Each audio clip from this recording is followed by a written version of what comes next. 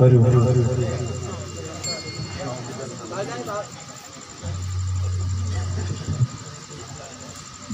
वो ये टालने का दिन बड़ा हाँ है ना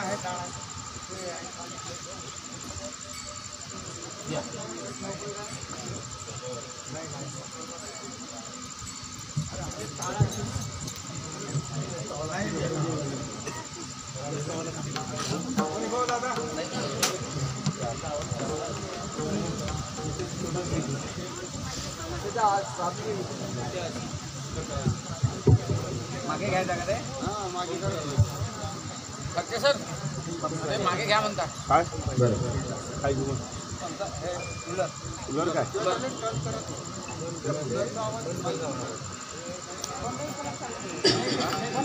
बंद करा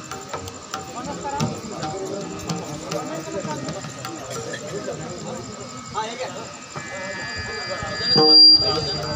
हॅलो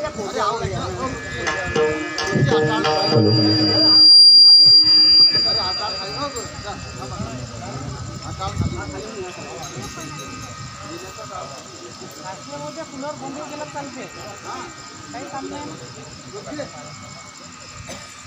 हरि हरि रामकृष्ण हरी जय जय राम कृष्ण हरे जय राम कृष्ण हरे जय राम कृष्ण हरे जय राम कृष्ण हरे जय राम कृष्ण हरे राम कृष्ण हरे जय राम कृष्ण हरे राम कृष्ण हरे जय राम कृष्ण हरे जय राम कृष्ण हरे जय राम कृष्ण हरे राम कृष्ण हरे जय राम कृष्ण हरे जय राम कृष्ण हरे जय राम कृष्ण हरे जय राम कृष्ण हरे जय राम कृष्ण हरे जय राम कृष्ण हरे जय राम कृष्ण हरे जय राम कृष्ण हरे जय राम कृष्ण हरे कृष्ण हरे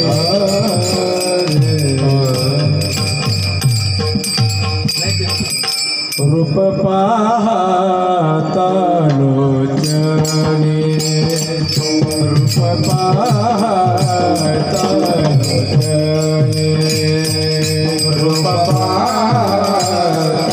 लोचने रूप पाहता लोचने रूप पाहता लोचने रूप पाहता लोचने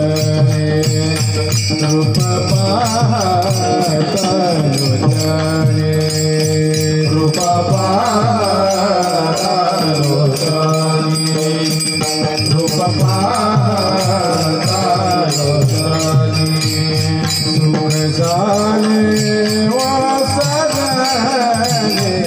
सुख जाने वासने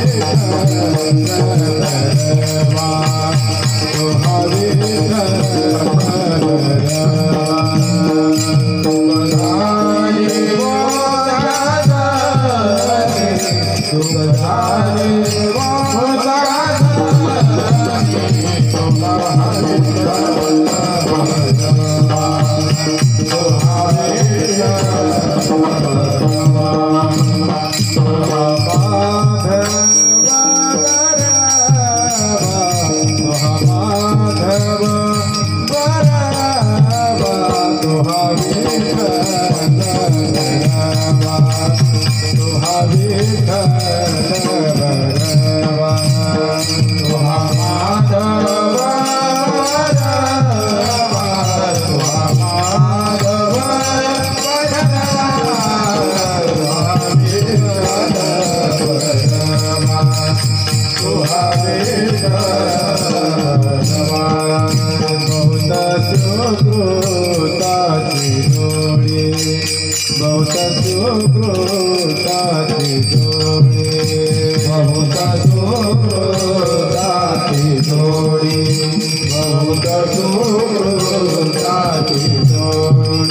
बहुत म्हणून विठ्ठली आवाडे म्हणून विठ्ठली आवाडे तुहा विठ्ठल रवा तुहा विठ्ठल रवा तुहा विठ्ठली आवाडे म्हणून विठ्ठली आवाडे तुहा विठ्ठल रवा तुहा विठ्ठल रवा तुहा माधव बरवा तुहा माधव बरवा तुहा विठ्ठल रवा तुहा विठ्ठल रवा तुहा माधव बरवा तुहा माधव बरवा तुहा विठ्ठल रवा तुहा विठ्ठल रवा सर्व सुखाचे आगर बाप रखवादेवीवर तुहा विठ्ठल बरवा तुहा माधव बरवा सर्व सुखाचे आगर बाप रखवादेवीवर तुहा विठ्ठल बरवा तुहा माधव बरवा तुहा विठ्ठल बरवा तुहा माधव बरवा तुहा विठ्ठल बरवा तुहा माधव बरवा तुहा विठ्ठल बरवा तुहा माधव बरवा तुहा विठ्ठल बरवा तुहा माधव बरवा तुहा विठ्ठल बरवा तुहा माधव बरवा तुहा विठ्ठल बरवा तुहा माधव बरवा तुहा विठ्ठल बरवा तुहा माधव बरवा तुहा माधव बरवा तुहा माधव बरवा जय राम कृष्ण जय राम कृष्ण हरी जय राम कृष्ण हरी जय राम कृष्ण हरी जय राम कृष्ण हरी जय राम कृष्ण हरी जय राम कृष्ण हरी जय राम कृष्ण हरी जय राम कृष्ण हरी जय राम कृष्ण हरी जय राम कृष्ण हरी जय राम कृष्ण हरी जय राम कृष्ण हरी जय राम कृष्ण हरी राम कृष्ण हरी जय राम कृष्ण हरी जय राम कृष्ण हरी जय राम कृष्ण हरी जय राम जय राम जय राम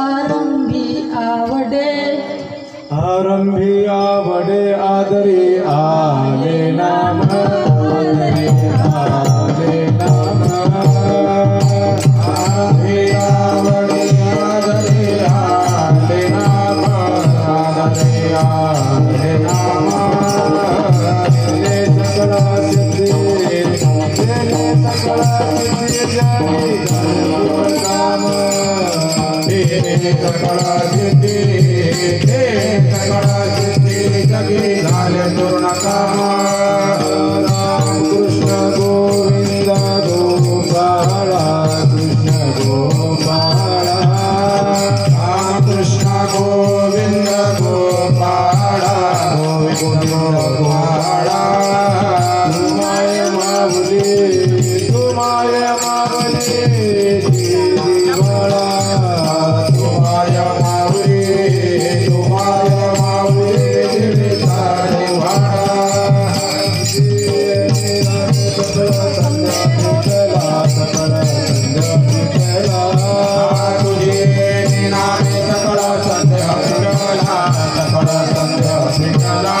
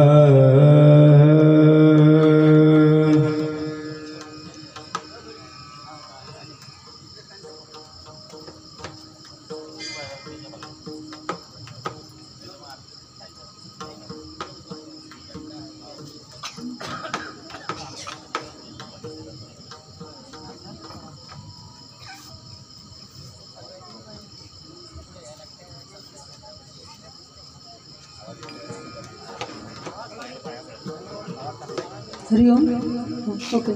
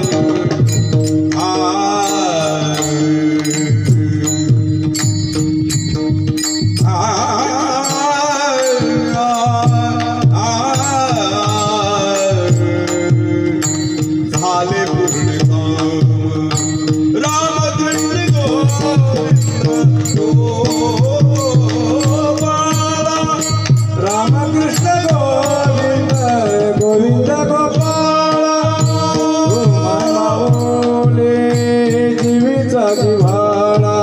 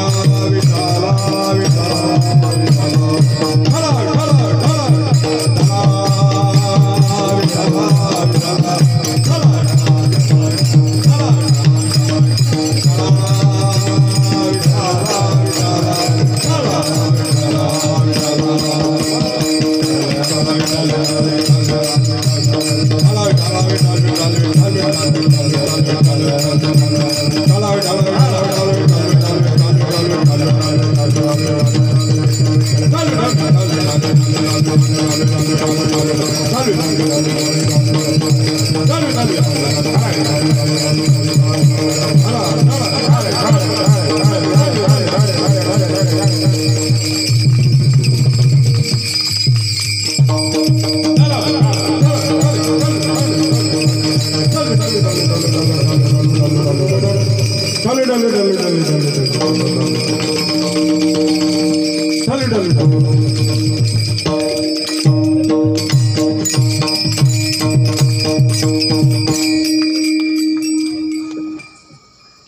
आरंभी आवडे आदरे आले नाम, आरंभी आवडे आदरे आले नाम, तेने सकळ सिद्धी जगी झाले पूर्ण काम।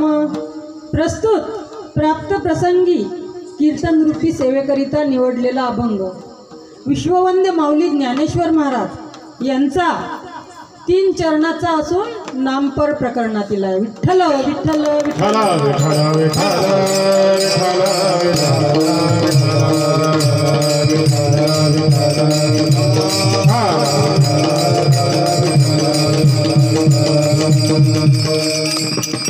ब्रह्मानंदम परमसुखदम केवलम ज्ञानमूर्ति द्वंद्वातीतं गगनसदृशं तत्त्वमस्यादिलक्ष्यम् एकं नित्यं विमलमचलं सर्वाधिसाक्षिभूतं भावातीतं त्रिगुणरहितं सद्गुरुं तं नमामि।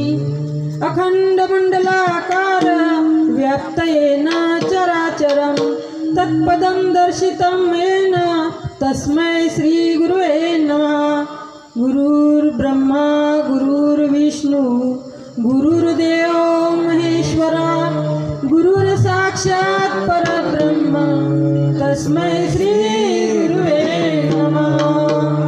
महायोगपीठे तटे भीमरत्यं वरं पुण्डरीकाय दातुं मुनीन्द्रे समागत्य तिष्ठन्तमानन्दकन्दं परब्रह्मलिङ्गं भजे पाण्डुरङ्गं।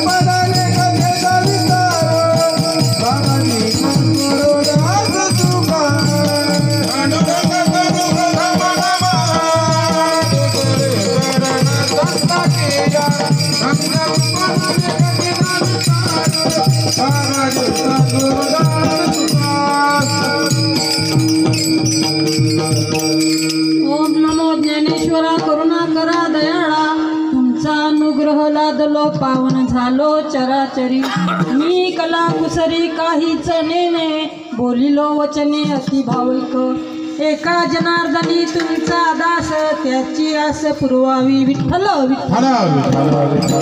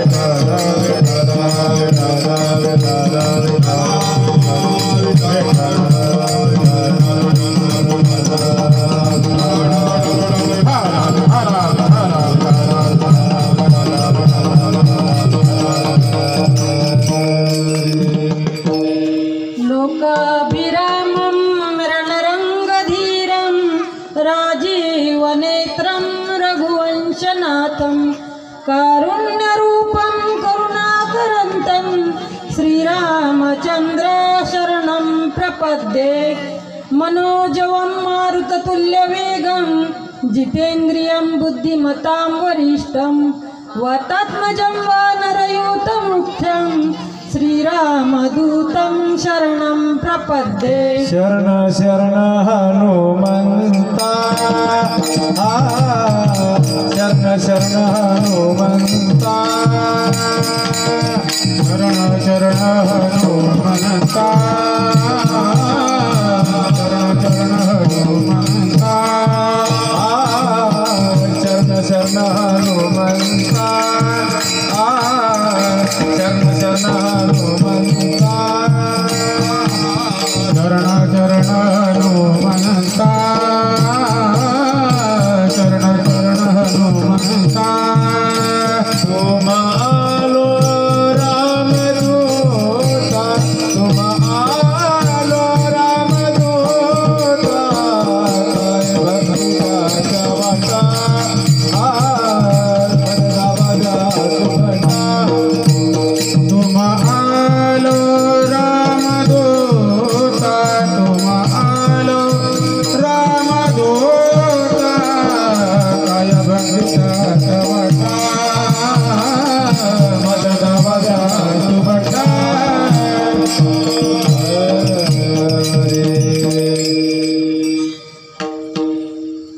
बघा आपल्या इथे हा जो योग आला त्याचा परिहार असा की या मलकापूर गावामध्ये आपल्या या हरिकिरण सोसायटीमध्ये या प्रभू रामचंद्राच्या दरबारामध्ये दरवर्षीप्रमाणे याही वर्षी कितवं वर्ष आहे?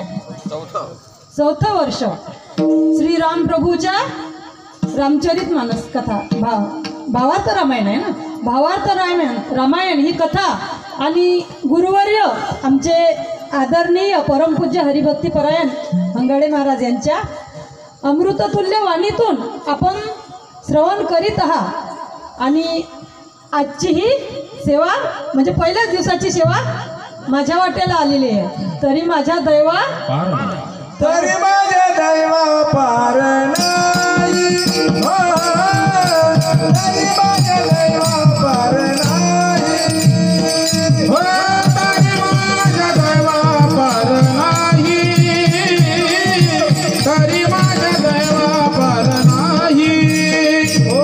तुका म्हणे माझं घडोत्यांची सेवा, तुका म्हणे माझं घडोत्यांची सेवा, तुका म्हणे माझं घडोत्यांची सेवा, तुका म्हणे माझं घडोत्यांची सेवा.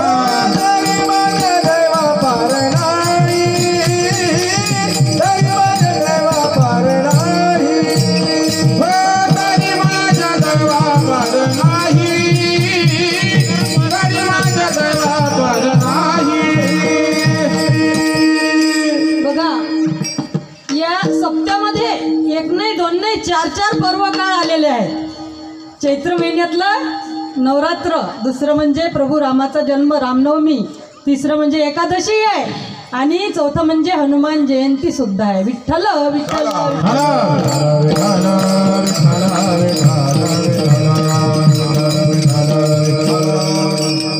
आज रामनवमी, प्रभू रामाचा जन्म, त्यानिमित्त तुम्हा सर्वांना माझ्याकडून रामजन्माच्या हार्दिक शुभेच्छा. विठ्ठल विठ्ठल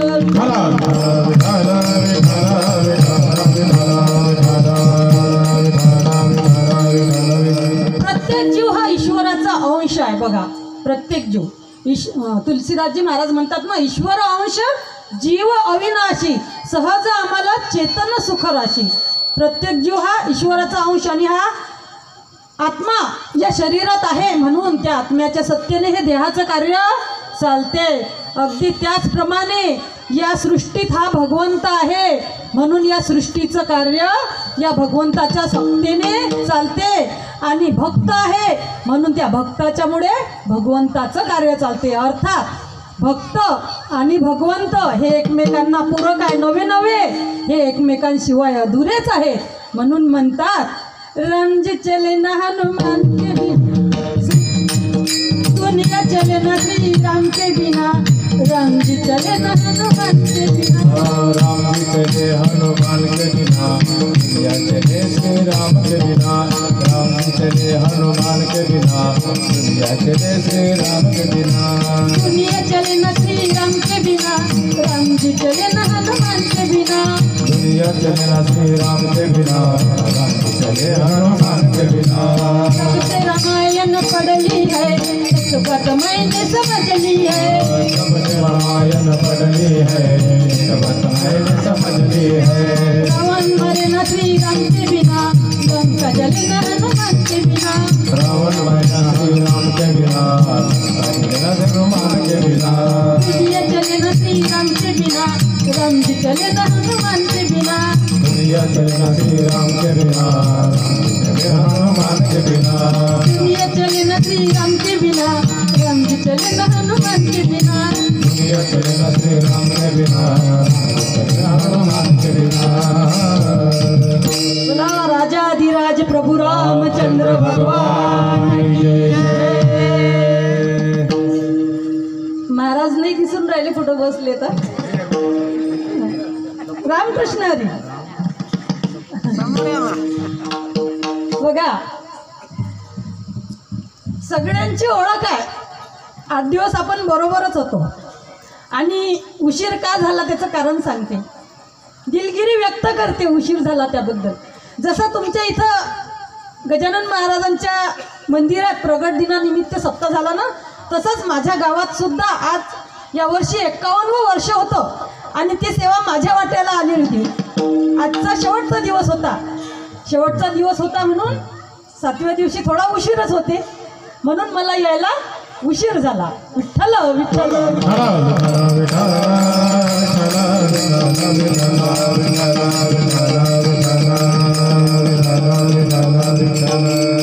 आपल्या संस्कृतीमध्ये जेवढे अभंग आहेत, जेवढे ओव्या आहेत, जेवढे श्लोक आहेत किंवा जेवढे भजन आहेत, त्याचा प्रत्येकाचा अतिशय सुंदर अर्थ निघते. बघा आता हे भजन म्हटलं की नाही, दुनिया चले ना श्री राम के बिना, राम जी चले ना हनुमान के बिना. जब से रामायण पढ़ली है, एक बार मैंने समझ ली है. आता ऐकसान तर तुमच्या लक्षात येईल की रावण मरे ना श्रीराम के बिना आणि लंका जले ना हनुमान के बिना. याचा आध्यात्मिक भाषेत जर अर्थ पाहिला तर असा येते की या देहामध्ये आत्मारूपी राम आहे आणि विवेकरूपी हनुमंत आहे. बघा या देहातले जे कामक्रोध रूपी राक्षस आहे ना रावण, ते रामनामाशिवाय मरत नाही. इसलिए रामनाम वो रामायण पढ़ना पड़ता है. आणि वासना रूपी लंका या हनुमंत रूपी विवेकाशिवाय जळत नाही, असा त्याचा अर्थ होतो. विठ्ठल विठ्ठल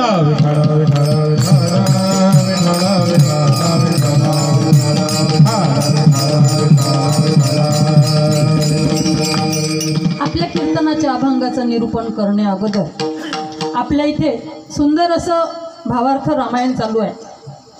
अभंग जरी संतांचा आहे, माऊलींचा आहे, तरी सुद्धा इथं कार्य प्रभू रामांचं म्हणजे रामायण आहे. याला कार्यकारण संबंध म्हणतात. त्यानिमित्त सर्वात प्रथम आद्य कर्तव्य काय आहे कीर्तनकाराचं की थोडंसं प्रभू रामांचं चरित्र वर्णन करावं. आणि आजचा पहिला दिवस आहे, आजचा दिवसच प्रभू रामाचा आहे. विठ्ठल विठ्ठल विठ्ठल.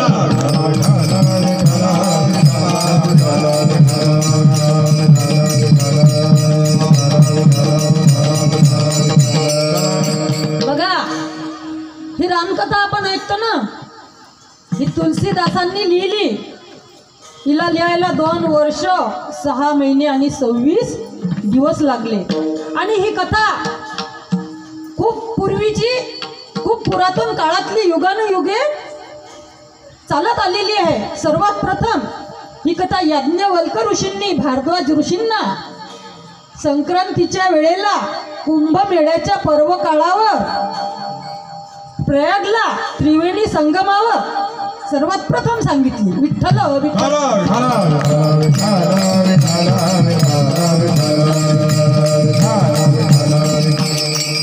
त्यानंतर परत हीच कथा कुंभ कुंभक ऋषींनी, कुंभक म्हणजे अगस्ती ऋषींनी भोलेनाथ बाबांना आणि सती मातेला त्रेतायुगाच्या तृतीय चरणामध्ये सांगितली, विठ्ठल विठ्ठल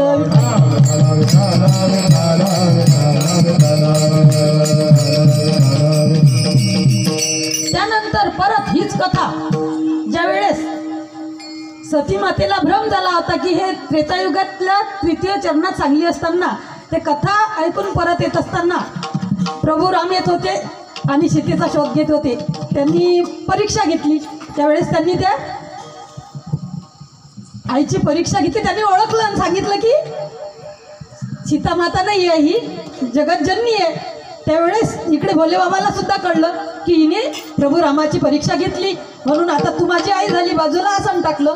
त्यावेळेस परत भोले बाबांनी आई साहेबांना ती कथा सांगितली, विठ्ठल विठ्ठल.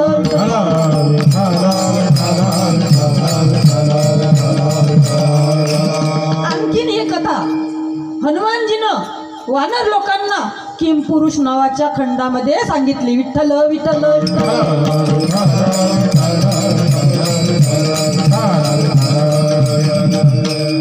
परत ही कथा गरुडजींना काकभुशुंडी ऋषींनी सांगितली. अशा प्रकारे आपल्यापर्यंत आणि त्यानंतर आद्य कवी वाल्मिक ऋषी आणि त्यानंतर त्यांचाच पुनर्जन्म आहे म्हणतात तुलसीदासजी महाराज आणि त्यापासून आपल्यापर्यंतही पोहोचली, विठ्ठल विठ्ठल.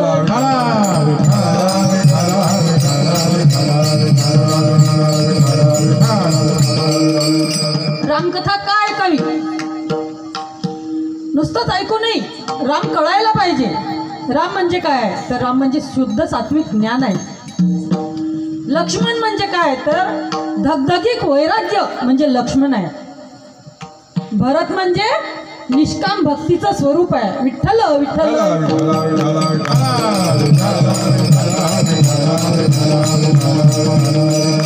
नुसतं असं सांगलं तुमच्या लक्षात नाही, अगदी थोडं थोडं उदाहरण घेतो. बघा, ज्यावेळेस विश्वामित्र ऋषी दशरथ राजाजवळ आले आणि म्हणायला लागले की माझ्या यज्ञामध्ये राक्षस लोक बाधा आणतात, माझ्या यज्ञाचा विध्वंस करतात आणि त्या यज्ञाचं रक्षण करण्यासाठी तुझे 2 मुलं माझ्यासोबत न्यायची आहे. कोण? राम आणि लक्ष्मण. कारण त्यांना माहिती होतं की हे समर्थ आहे, हे दिसायला जरी लहान असले तरी मूर्ती महान आहे. नाही म्हणत होते दशरथजी, तरी सुद्धा नेलं. आता गुरुच्या म्हटलं ना ऐका लागते, संताच्या म्हटलं ना ऐका लागते. नेलं असताना बघा ती सर्वात प्रथम जी राक्षसीन आली ती ताटिका आली समोर. ताटिका हे क्रोधाचं स्वरूप आहे आणि राम हे ज्ञान स्वरूप आहे. त्या ताटिकेचा प्रभू रामाने म्हणजे ज्ञानाने काय केला? वध केला. अर्थात ज्ञानाने क्रोधाचा त्याग करता येते, विठ्ठल विठ्ठल.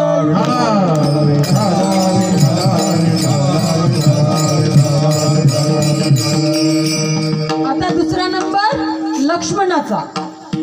वनामध्ये गेले असताना 14 वर्ष वनवास होता. त्यावेळेस कामरूपी शूर्पणखा आली, मला लग्न करायचं म्हणे तुमच्यासोबत. तिच्या मनात काम भावना होती. ज्यावेळेस ती लक्ष्मणाच्या समोर आली त्यावेळेस लक्ष्मणाचं वैराग्य धगधगीत होतं. त्या वैराग्यरूपी लक्ष्मणाने तिचं नाककान खंडित करून टाकलं. अर्थात वैराग्याने कामावर ताबा मिळवता येतो, विठ्ठल विठ्ठल.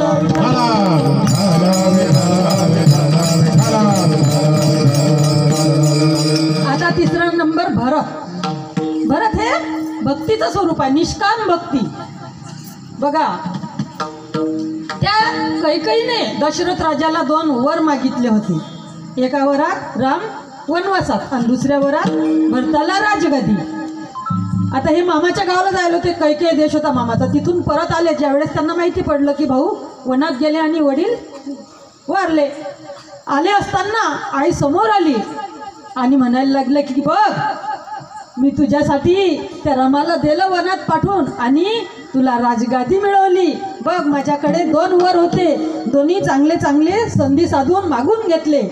त्यावेळेस त्या लोभरूपी कैकेयीचा त्या भक्तिरूपी भरताना धिक्कार केला, झिडकारलं तिला, तिरस्कृत केलं तिला. अर्थात भक्तीने लोभावर नियंत्रण ठेवता येते. विठ्ठल विठ्ठल.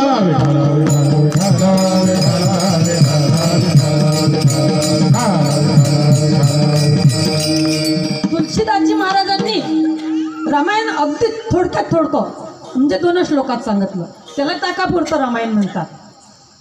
आदौ राम तपोवनादिगमनं हत्वा मृगं काञ्चनं वैदेही हरणं जटायुतरणं सुग्रीव संभाषणं वाली निर्दलनं समुद्रतरणं लंकापुरी दाहनं पश्चात् रावण कुंभकर्ण हननम् एतद्वि रामायणं. 9 प्रकारच्या कोटी आहेत. कोटी म्हणजे प्रकार, कोटी म्हणजे करोड नव्हे. 9 कोणत्या?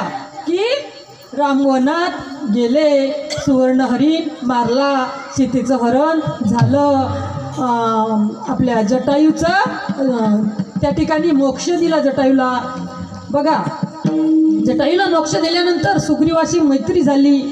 नंतर वालीचा वध केला आणि नंतर पूल बांधला, नंतर लंका दहन केली आणि नंतर रावण आणि कुंभकर्ण यांचा वध केला.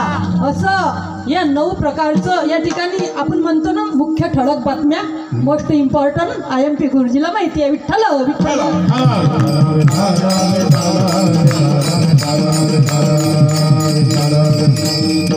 प्रभू रामाचा जन्म रामनवमीलाच का? बघा, रामचा 9चा आकडा घटत नाही. घटते काय? मोजा 9चा पाळा. 9 एक 9 दुने म्हणजे 8 आणि 1 9, 9 त्रिका 27 म्हणजे 7 आणि 2 9, 9 चुका म्हणजे 6 आणि 3. असं सगळा पाळा मोजा. घटते काय? नाही. म्हणून प्रभू रामाचा जन्म 9विधा भक्ती आहे. 9च्या बरेच संख्या, पण आपला अभंग सोडायचा राहील. आता तुमची माझी खूप दिवसानं भेट झाली असं वाटून राहिलं. या अभंगातून तुमच्यासोबत काय काय बोलून काय काय नाही. विठ्ठल विठ्ठल.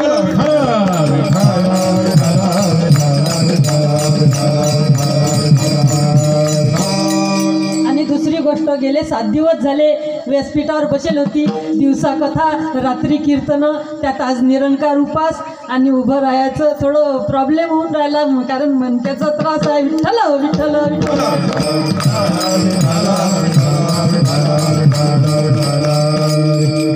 तर प्रभू राम हे जाणून घ्यायला पाहिजे, हे कळायला पाहिजे.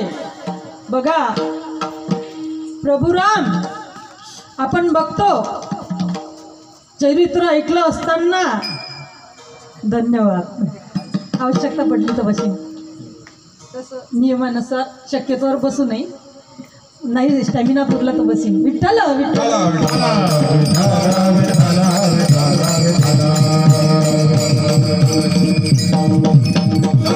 प्रभू रामांचं रामायण ऐकलं की दिसून येते की देवाजवळ भेद नव्हता. बघा, ज्या वेळेस ते सीता चोरून नेले जाते त्याच्याही अगोदर आपण रामायणामध्ये अनेक प्रकारचे असे प्रसंग ऐकतो की प्रभू रामांनी शबरीचे उष्टे बोरं खाल्ले. काही भेदभाव केला काय? पण लक्ष्मणांनी नाही खाल्ले. आणि मग काय झालं, असे घेतले, मागे फेकून दिले. आणि मागे फेकले. मग ज्या वेळेस शक्ती लागली त्यावेळेस त्याच बोराईच्या आठवयाई बसून ते संजीवनी उगवली होती, त्याच कामात पडली. विठ्ठल विठ्ठल.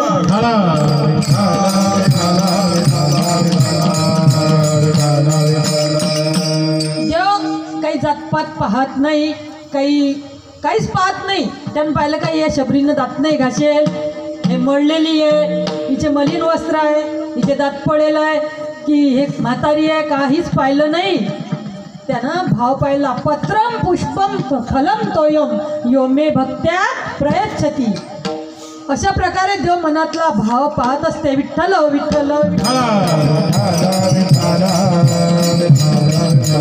मला हे शब्द अंतरीची घेतो गोडी अंतरीची घेतो गोडी अंतरीची घेतो गोडी अंतरीची घेतो गोडी अंतरीची घेतो गोडी अंतरीची घेतो गोडी अंतरीची घेतो गोडी अंतरीची घेतो गोडी पाहे दोडी भावाची पाहे दोडी भावाची पाहे दोडी भावाची पाहे दोडी भावाची ओ देव तोयरा देव तोयरा देव तोयरा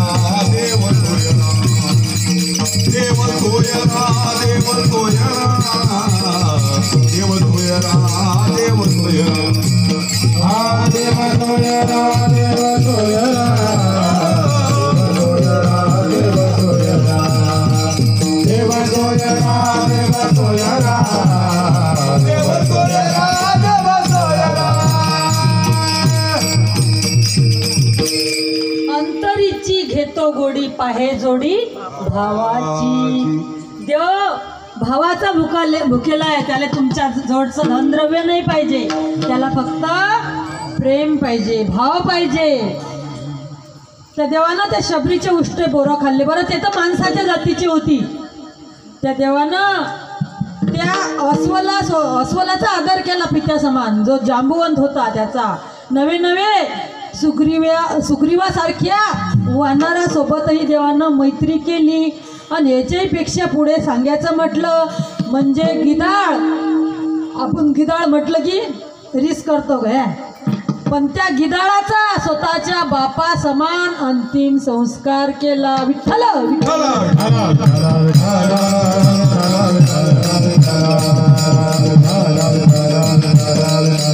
म्हणून रामायण ऐकावं काही लोक म्हणतात की हे पोथी पुराण आता कोण्या जगात जगून राहिले काळ कुठे चालला जग कुठे चाललं पण याच्यातला अर्थ आपल्या जीवनात जर उतरवला तर जीवन अतिशय सुवर्णमय होते जीवनाचं कल्याण होते विठ्ठल विठ्ठल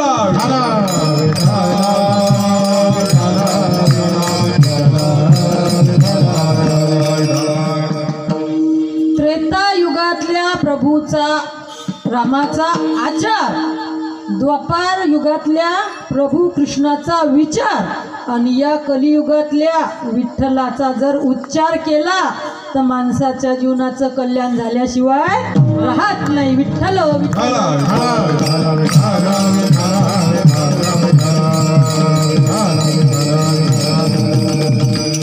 रामायणात सुंदर वर्णन आलेलं आहे बघा कल्पतरूचं फळ मिळते जर रामायण वाचलं तर कल्पवृक्षासारखं त्यात 7 कांड आहेत पहिलं बालकांड दुसरं अयोध्याकांड तिसरं अरण्यकांड चौथं किष्किंधाकांड 5वं सुंदरकांड 6वं लंकाकांड आणि 7वं उत्तरकांड आता पहिलं जे बालकांड आहे ते त्या रामायण रूपी कल्पवृक्षाचं रोपटं आहे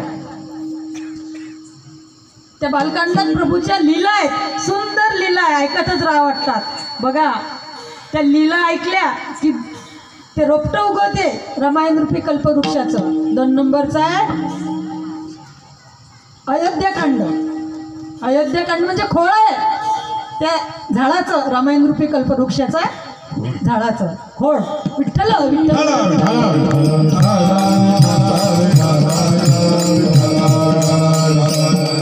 3 नंबरचं अरण्यकांड आहे म्हणजे ते त्या रामायण रूपी कल्पवृक्षाच्या दहाड्या पहिले रोपटं उगवते मग ते खोड धरते आणि मग त्याला फांद्या येतात त्या 3 नंबरच्या अरण्यकांडामध्ये बघा अयोध्याकांडामध्ये तर प्रभूचं लग्न होते आणि युद्धाचा आपल्या वनात जाण्याचा ठराव पास होते वनात जातात त्या अरण्यकांडामध्ये मग प्रभू बऱ्याच राक्षसांचा संहार करणं सुरू करतात बघा त्यांचा अवतारच त्याच्यासाठी होता तुलसीदासांनी वर्णन केलेलं आहे जब जब होई की हानी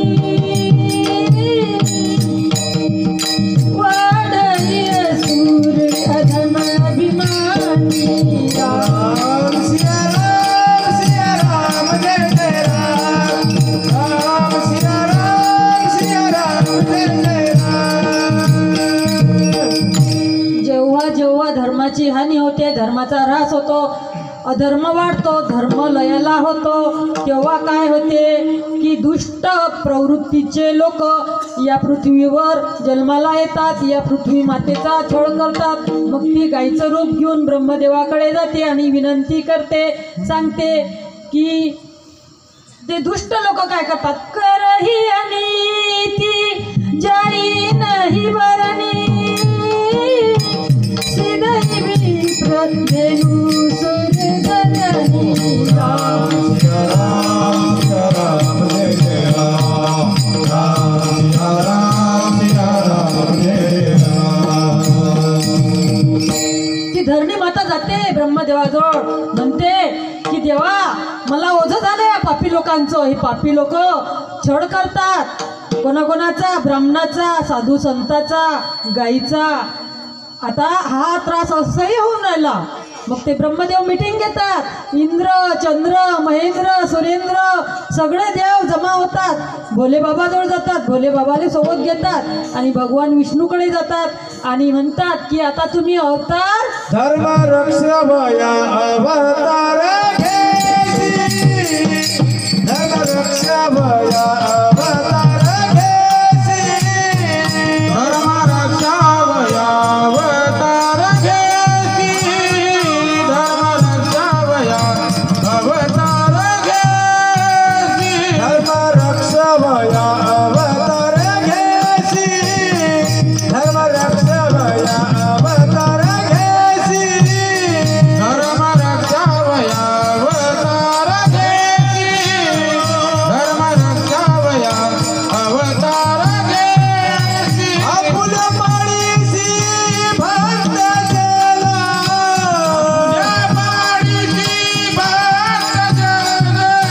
आपुल्या पाडीसी भक्त जला आपुल्या पाडीसी भक्त जला धर्म रक्षावया अवतार घेसी धर्म रक्षावया अवतार घेसी अपरुषीसाठी जन्म सोडिले अपरुषीसाठी जन्म सोडिले।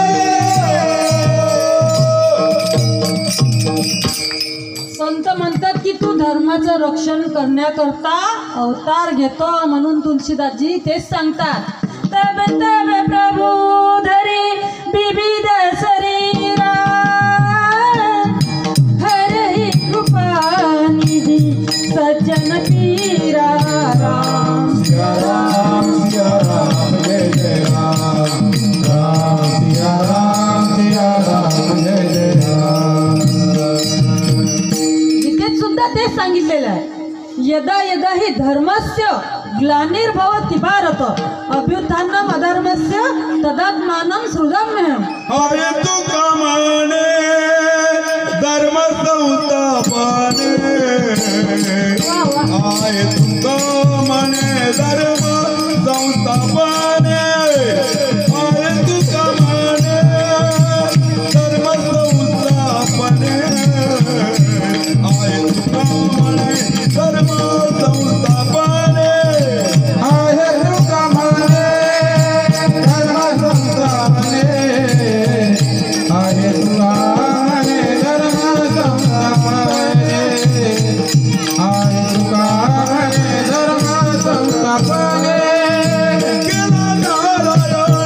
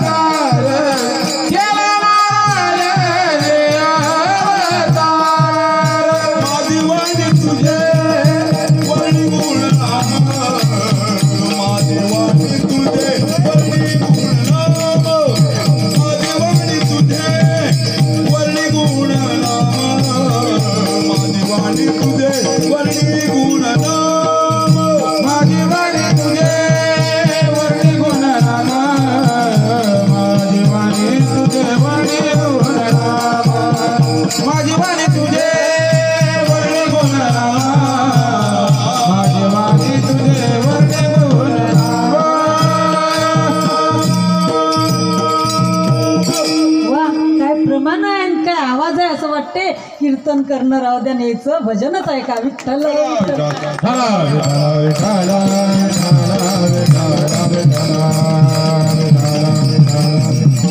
तर आपलं काय चालू होतं रामचरित मानसचे 7 कांडातलं की बुवा आपलं हे कल्पवृक्षासारखं फळ देते जर हे रामचरित मानसचे 7 कांड ऐकलं तर आपलं चालू होतं 3 नंबरचं अरण्यकांड पहिलं झालं फळ दुसरं झालं पहिलं झालं रोपटं दुसरं झालं फळ तिसरं म्हणजे लक्ष आहे तुमचं विठ्ठल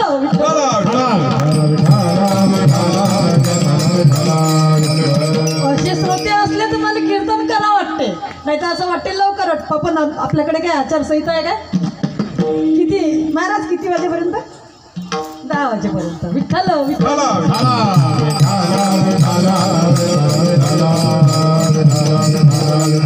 बरोबर आहे त्याचा आजचा पहिलाच दिवस अजून तुम्हाला 7 दिवस काढणार आहे विठ्ठल विठ्ठल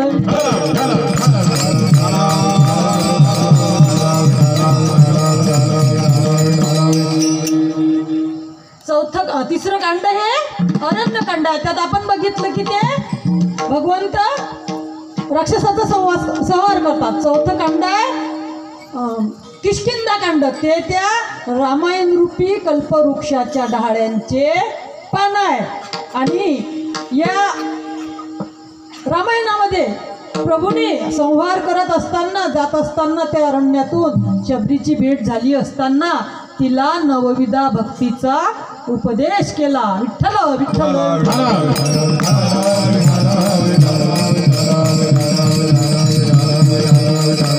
आता या 4थ्या कांडामध्ये वालीची भेट झाली आणि सुग्रीवाची भेट झाली सुग्रीवाची श्री मैत्री झाली आणि 5वं कांड आहे ते सुंदरकांड आहे ते सुंदरकांड म्हणजे फूल आहे त्या रामायण रूपी कल्पवृक्षाचं पहिले डाळे येतात मग पानं येतात आणि मग फूल येते त्या सुंदरकांडामध्ये हनुमानजी भेटतात ते लंकेला जाऊन जाळून येतात लंका विठ्ठल विठ्ठल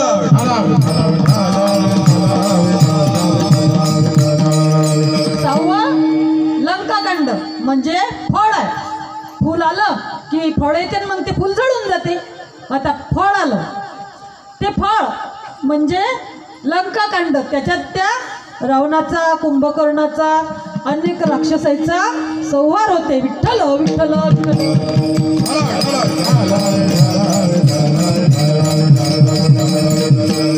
आता 7वं उत्तरकांड म्हणजे त्या रामायण रूपी कल्पवृक्षाच्या फळातला रस ज्या वेळेस फळामध्ये रस निर्माण होते त्यावेळेस त्याला परिपक्व अशी दशा प्राप्त झाली असं मानल्या जाते तर तुम्ही जर हे 7 कांड ऐकसान वाचसान तर तुम्हाला कल्पतरूच्या झाडाखाली बसल्यासारखं मनोरथ पूर्ण केल्याचं फळ मिळेल विठ्ठल विठ्ठल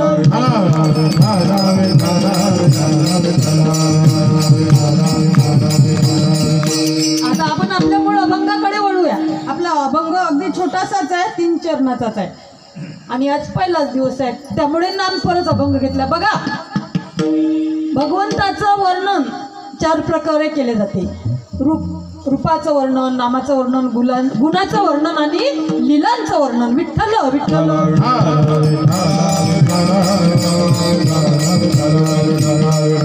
आज पहिला दिवस आहे म्हणून नामपर म्हणजे मी पातरवाडा वाढते आणि उद्यापासून मग तुम्हाला पदार्थ भेटतील विठ्ठल विठ्ठल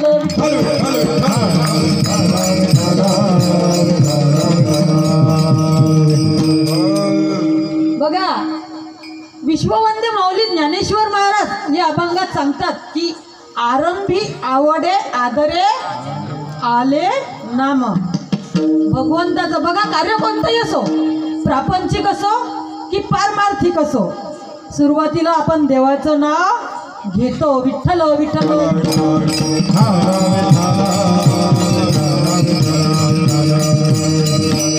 देवाचं एक नाम आणि 2 काम पाप घटवते आणि पुण्य वाढवते विठ्ठल विठ्ठल